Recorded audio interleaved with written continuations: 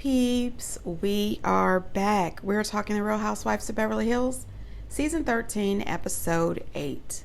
Hey, before we get into the video, please do me the honors of subscribing to my channel, hitting the notification bell so you can always be notified when I post new content, hitting the thumbs up because that does wonders for my channel, and share. Thanks. So this episode starts off with Kyle talking to Mauricio, telling him about the event at the dinner party the night before, and they were real awkward acting. She lets him know everything that was going on, and he was saying that it was just mean, and that he hopes that she told them to F off. And I thought to myself, there are several examples of both you and your wife being quite mean over these years. I remember you laughing about Erica telling Garcelle's child to F off. I remember you being absolutely rude and disrespectful to Kathy when you were all in Aspen. Your wife laughed about Erica talking to Garcelle's son like that. She called her own sister an alcoholic. Remember when she brushed off Sutton's miscarriages as if Sutton was an absolute liar? She didn't care anything about Lisa Vanderpump grieving when her brother passed away. There are countless things that Kyle has done that has been mean. So I know you are not about to sit up here and act like she's off limits. No, sir. And I don't know if I heard this right, but when Mauricio went in to kiss her, did Kyle say, "Don't kiss me like that"? Because that seemed weird. And I remember him saying something about, "I can kiss you whenever I want," or "I can kiss my wife when I want." It just seemed a little weird because every other season they're all over each other, hugging and kissing and I'm just saying. So then we see Sutton at her store, her and her cranky assistant. Her and her assistant, they are hilarious. I would have much rather them give the diamond to her assistant versus Anne Marie. Anyway, we'll talk more about her later. Has anybody ever noticed that every scene that has ever been filmed at Sutton's store, there is no customers?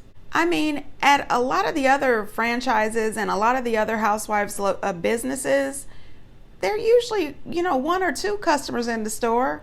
Melissa always has a few customers at Envy. There's never any customers in Sutton's store. It's just weird. Maybe she closes the store while filming. So she's celebrating her 4th year anniversary of being in business. I think I would have held off to 5th year. It's just 5 sounds a little anniversary-ish. You know what I mean? I don't even know if that's a word. Anniversary-ish. Yeah, no. Anyway, I tried to make that something. I don't think it's going to work. So I thought that the producers were absolutely hilarious and shady. Sutton was in there tooting her own horn, talking about how she's made this successful business all on her own and didn't use anybody's money. The producer said, "Did you use any of your spousal support to start this business?" And she said, "Yes." Listen, I don't care what you say. I'm holding down Sutton. When the spousal support hits her accounts, it's her money. I'm just saying. She worked hard for that money. She put up with that man. She delivered them babies. She was a stay-at-home mom, probably with 4 nannies. I don't know. Anyway, I'm here for you, Sutton. Crystal then called Sutton and asked her if she wanted Kyle at the event. And Sutton said not if it's going to be any fighting and arguing because this is a business event. She will have business people there and her employees, and she is not here for the mess. I mean, I'm paraphrasing, but I feel the same way. Don't come into my business event acting a fool because not only will I tell you to hell off, I'm going to throw you to hell out. Period. I'll probably throw you out first and then follow you out to cuss you to hell out. I'm just saying, in that order. She says that she was really hurt that Kyle would throw that out there like that because it could hurt her business and it could also hurt her custody situation with her son. If her husband thinks that she's this alcoholic anorexic, he could go back to court and say, my son is not safe with this alcoholic. She is drinking the vodka and cranberry. She keeps the cranberry in her purse. You know what I'm saying? And she doesn't want her son snatched up from her and taken off to London. So I understand her being angry with Kyle. Then we see Kyle with her life coach. And I think she said that he's been her life coach for 20 years. And if so, Kyle, if I could just offer a piece of advice fire him, okay? Because it's not helping. No, ma'am. Let him go. Get you a new life coach. Get you a new one. Maybe that lady's spirit who used to be, the therapist slash life coach on Love Goals. Get her. Anyway, she's very upset about her relationship with Kathy, and they show a whole bunch of flashbacks, and she runs down the list of all of her accomplishments that Kathy has, poo-pooed on. And, the thing about it is Kathy does seem to have some sort of control over Kyle and Kim. And I realize that, Kathy is a Hilton, but Kathy wasn't born rich. They were actually born pretty poor, and they all grew up together. And now you are the queen in your own damn head. As far as I'm concerned, Kyle has a husband and children, successful business. She is living her life. And you know what? There's no way that I would answer to my sister. You are not going to hold me emotionally hostage. I am not going to jump through hoops and loops and, do the hula hoop for you. No, ma'am. This is my life I'm living over here. You want to be a part of it? Great. I want you to be a part of it because you're my sister and I love you. But you don't run me, and you don't run my husband, and you don't run my damn family. It seems as if Kathy is running everybody. And if you don't do it Kathy's way, it's like to hell with you. Now listen, Kathy is allowed to do whatever the hell she wants to do over in her house, in her world, in the Hilton empire. Do you? But Kyle, you are ridiculous for allowing her to rule your life like this. No, ma'am. I would tell Kathy, listen, we're going to sit down. We're going to have a come to Jesus moment, or we're going to go out to the woodshed. One of the two. You are not going to run me. You are not going to run my husband or my family. You are my sister and I love you. I root for you. I cheer for you. I want the best for you. And I want you to want the same for me. If you don't, bounce. Now, also, Kyle, you have to think about it. You have not been the best sister to Kathy or Kim. So both of them have every right to side-eye the hell out of you. You should know how to stand up for your sisters, how to protect your sisters. You are supposed to be one. All three of you are supposed to be one. I have sisters and we are all one, and we are on the same accord publicly. Behind the scenes, if I see you did some bullshit, behind the scenes, I'm going to talk to you about it. In person, in front of other people, I'm not going to do it. I'm going to stand behind my sister. But you best believe, off to the side, I'm telling you, what the hell was that? Don't do that again. We are not here for the bullshit, period. But you don't do that, Kyle. You don't stand up for your sisters publicly. You try to talk shit about them and pull them down. We've seen what you did to Kim from the very first season. You have talked about Kim's alcoholism, her drug use. You have drugged that woman through the mud. Your husband stole her fucking house. All of that. Y'all could use a lesson in being better sisters to each other. Y'all need some damn therapy. Lord, I'm telling you. Call somebody. Shit. Anyway, moving on. Then we find out that Kyle's best friend since she was 7 years old passed away. And I sat there and cried my eyes out. I said, oh, Lord. Her best friend since she was 7 years old unalived herself, and Kyle is devastated. And I said in earlier videos, maybe that's why she has changed her life. Maybe she realized that life is so short and tomorrow is not promised, and that's why she decided to stop drinking, eat healthier, and start working out. She wants to be there for her children and her grandchildren, and she said that she wanted to be stronger. She wanted to feel stronger. Maybe she wanted to have more clear thoughts. I don't blame her for changing up. I am so sorry for everything that she is going through. Losing someone that important to you. She said this woman was in her will.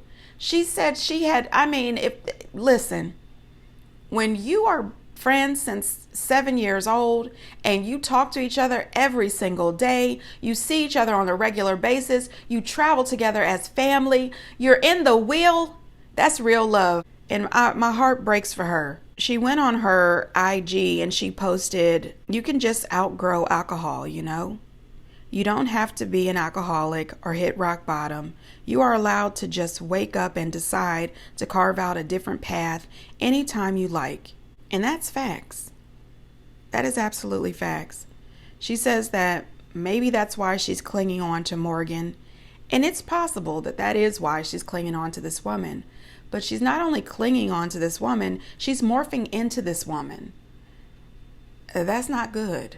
It's giving single white female. She talks to her life coach, and the life coach says that she has every right to change and grow. And that's true. She does. And when you are changing and growing in life, sometimes it does ruffle other people's feathers. Sometimes people don't love it. But you know what? That's those people's problem.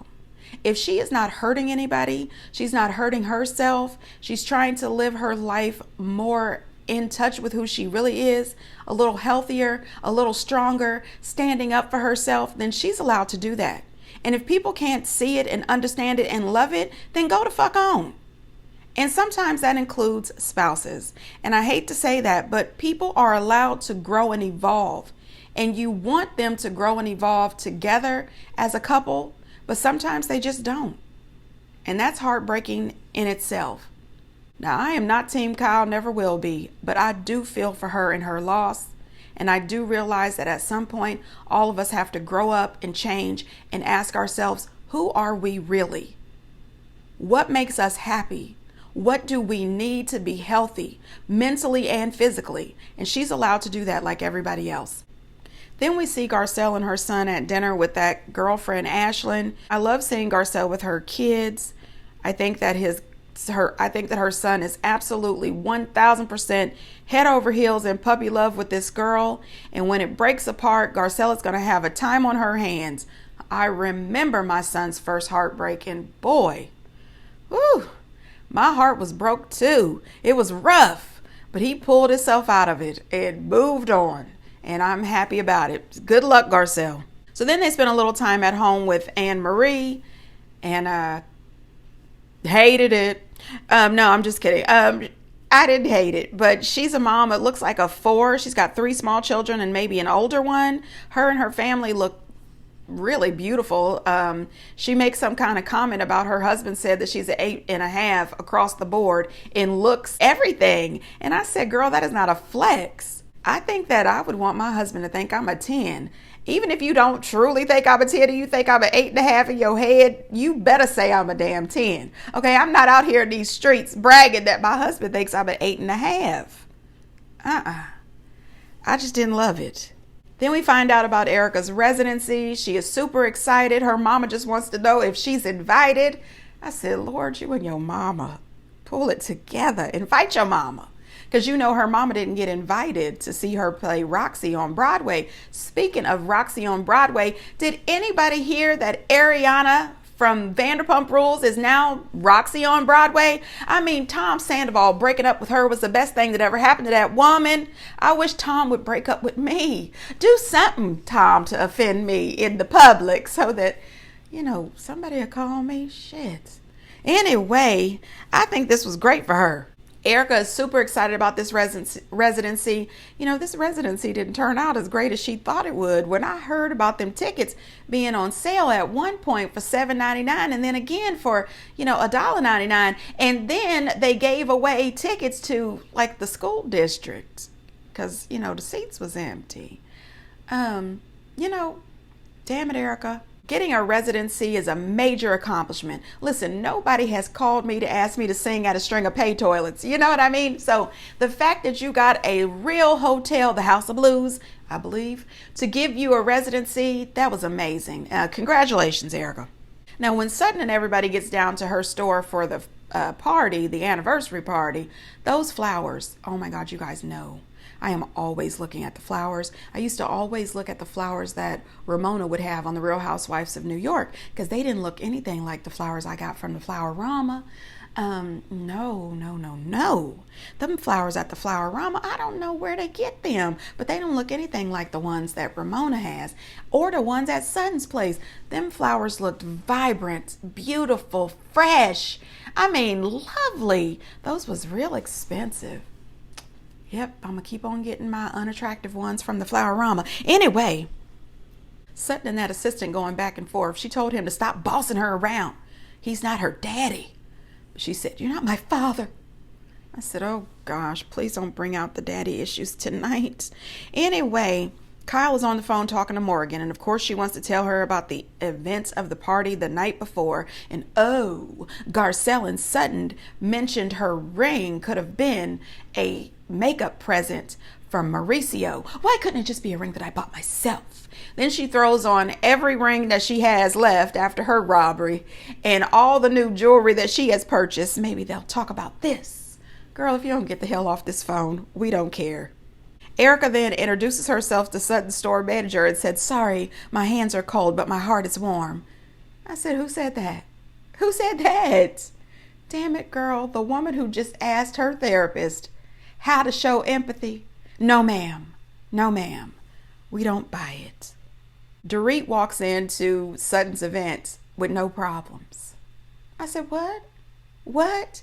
Your PTSD hasn't kicked in? And then she says in her confessionals that Sutton warned her that there'd be about 80 people there. So she was able to get herself together. You know, Garcelle didn't let her know that her movie premiere wasn't going to be, intimate. Who has a movie premiere with 6 people? That's all I want to know. Dorit, go to hell on. Anyway, can I just say, Dorit, please change out your confessional. That hair, I don't love it. Garcelle then says, and I quote, when I first met Sutton, Sutton told me that she hadn't worked in 17 years. And I said, I've got nothing in common with this bitch. But now I just love her. That is hilarious. I would have said the same thing. I've been working since I was 14 years old. My first job was at the Dairy Queen. And I have not stopped working since. I mean, yeah, I have nothing in common with Sutton, but I do like her a lot. So Kyle makes sure that she shows up with Kim. And I said, oh yeah, you want to make sure that Sutton sees you with at least one of your sisters. And then she goes ahead and says it herself. And I said, I'm glad she said it herself because girl, you are not fooling anybody.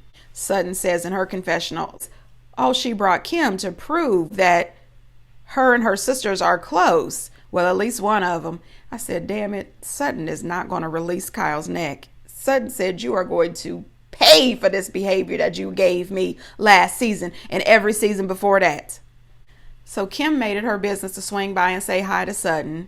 It was a little awkward at one point. She was introduced to an artist and she told the lady she was an artist too, but then she started saying that she's not really an artist. She just crayons the walls at her house. And Sutton said, if crickets could start chirping right now.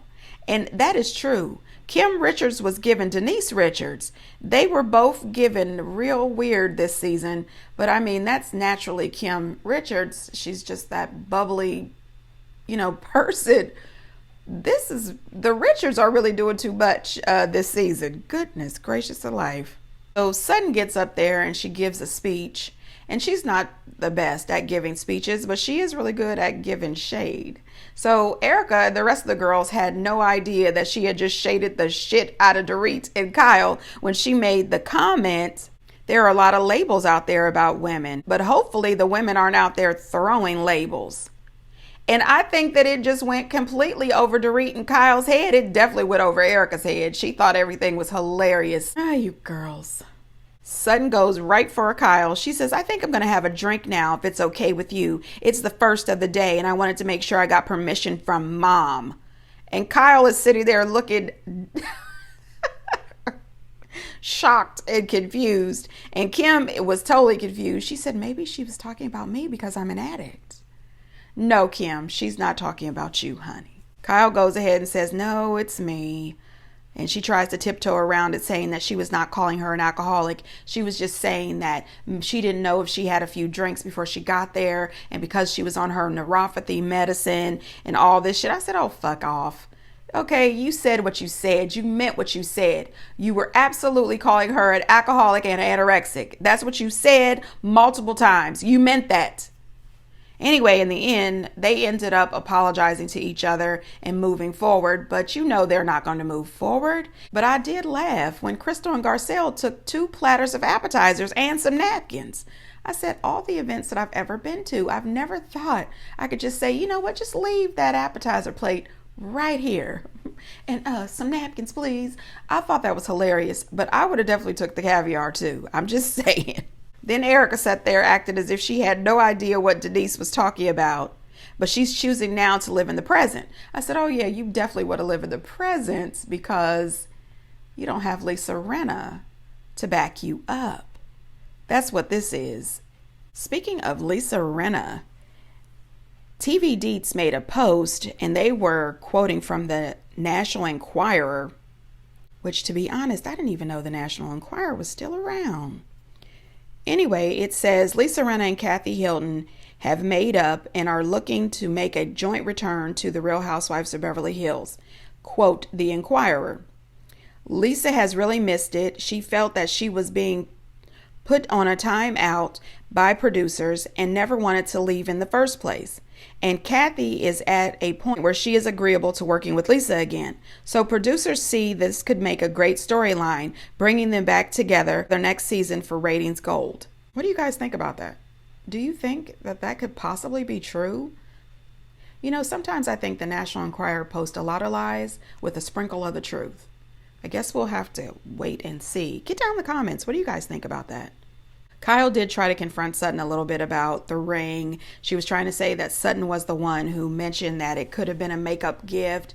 And she had already told Anne-Marie and everybody else that it was Garcelle. So why was she trying to come for Sutton? Because she thought it would be easier to bulldoze Sutton. And Sutton said, no, that is not what I said. Ask Garcelle about that. So she walks over, she asks Garcelle, and Garcelle says, yes, I did. That is what I said. That's what I thought. And then, shit. I said, well, okay, Garcelle. Garcelle said she's not here to fool around with this. It is what it is. I said what I said. And husbands do that. They do give gifts after they've been busted doing something they had no business doing. Kyle goes on to say that she doesn't understand why they would not have thought that she bought it for herself or thought that it was a gift or regular gift or whatever. Girl, please, because husbands cheat. People do things because you're in the blogs every day, all day. It's possible. Then you see Garcelle and Sutton. They knew that the name was the Tiffany True ring. They looked it up to find out what the meaning behind the Tiffany True ring was, how much it cost, and it's not a wedding ring. I said, what is going on with Garcelle and Sutton? I said, y'all standing on this woman. Y'all will not let her get away with this, and I don't blame them. No, ma'am. Dorit then involves herself, and I wish Dorit would shut the hell up. Stop getting involved in other people's situations. I know you want more camera time, Dorit, but come up with a storyline. Stop this. Sutton tells her that she don't want to hear it, okay, especially when she's going around talking to Crystal, calling her an alcoholic. Dorit runs to confront Crystal. Crystal is not here for the shit. Dorit tries to lie and say that she was not talking about Sutton like she was an alcoholic. Production said, no, ma'am. Yes, you were. You said that she probably had vodka in her morning coffee. You said that. Listen, Crystal was not here for it. Crystal kept explaining to her using English. Like, I know you speak English, Dorit. I talked to Sutton. I didn't go around spreading rumors. I told her that you and Kyle were talking about her. That's what I said.